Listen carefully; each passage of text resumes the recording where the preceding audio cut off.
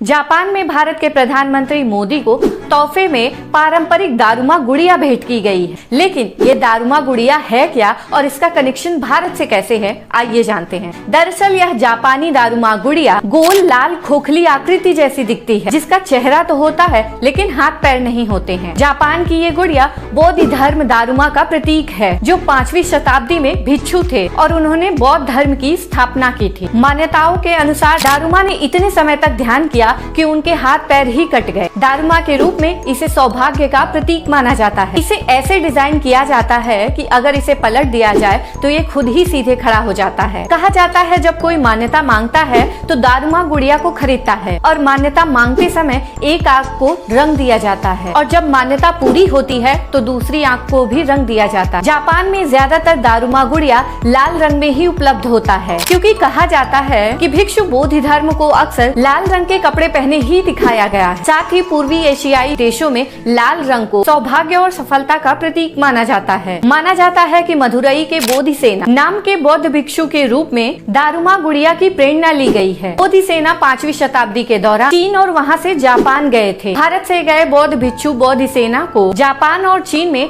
बौद्ध धर्म के संस्थापक के तौर पर देखा जाता है।